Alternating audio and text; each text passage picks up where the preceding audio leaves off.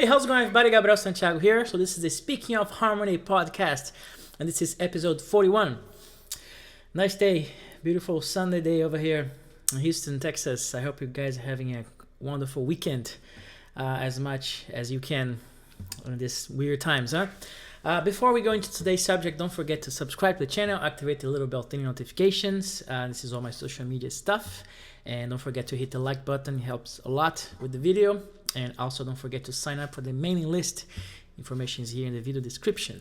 All right, before we kind of continue that conversation about last episode about the bass, right? The role of the bass and what you can do.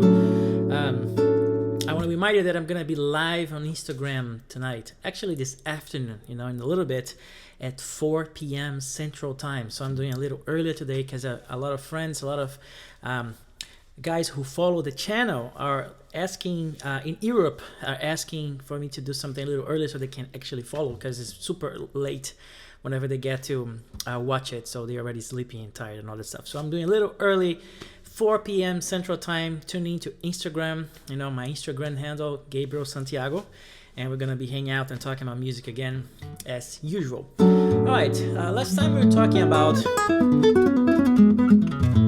pedals, right? Not pedals. Pedals is today. But we're talking about the bass and how we can move the bass and have a more, active role, active voice when you working with progressions and stuff like that. And I was, talking about the fact that, granted, you have the opportunity to use it that way, meaning you have to be out there with a melody. So if the melody permits, you can definitely comment and create some kind of a conversation, right, with the main melody, and use the bass as a layer, as a voice to kind of talk to the other one, right?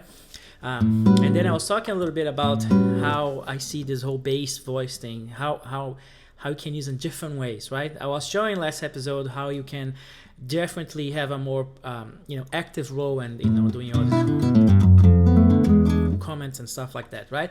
Another one that you can use the bass also is the famous pedal, right? You can't just have pedals on the lower voice. You can have pedals on the high voice and stuff. We can talk about that on a different episode, but today I'm talking about using the bass as a pedal, right? Which is the most common way that you see pedals being used, right?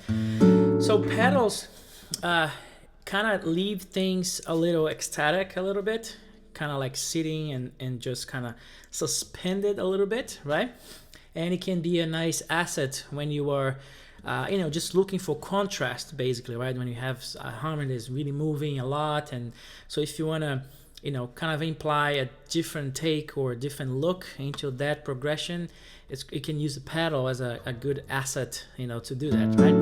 So I was playing this song that I love very much. It's a Antonio Carlos Jobim song with this great singer and composer, Dolores Duran, right? The song is called Por Causa de Você. I'm gonna link here in the card a video of myself playing that song, like from a few years ago. It's a beautiful song. I always play in my concerts. Beautiful, beautiful piece. And I'm gonna show a little bit of the pedals at work here. So the harmony, the melody goes something like that. It's A major, right?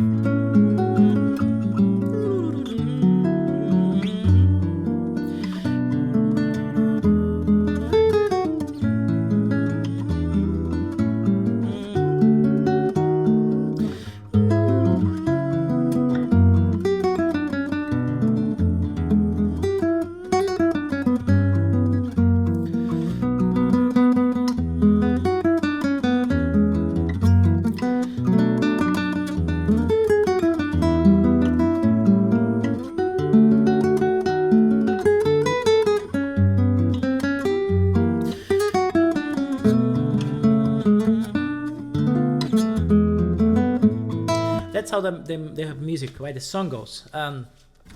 I like to, when I restate the melody, usually when I also do that, I sometimes play this song with singers a lot. And usually when they sing the second time, I usually do a pedal that I think is cool, just kind of things. Or, when I have a little solo throughout the song and then I bring the melody back, I can do the pedal thing. with this particular harmony, because it just sounds good for me. And here's a good example of using the pedal, right, to provide a contrast, like a different look into the progression you're playing. So, I'd say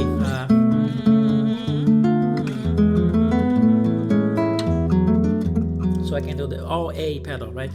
So I'm gonna be playing the harmony and just sticking with that A, and then you see how those chords change character a little bit, and because of the color of the pedal you're playing. So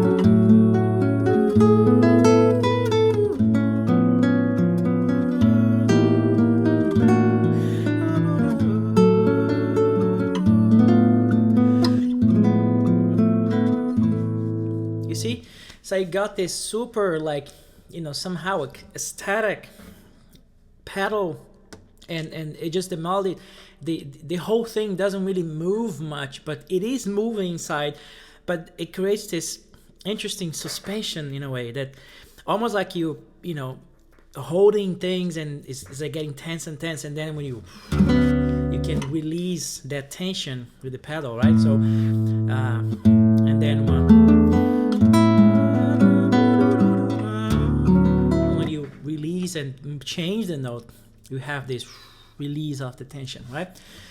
So the pedal can create some tension, it helps. It's a good tension builder, in a way, because you hold things in that, the harmony gets suspended in a way. The chords are moving, but the bass is just sustaining the melody, the whole thing, into such a way that creates this tension.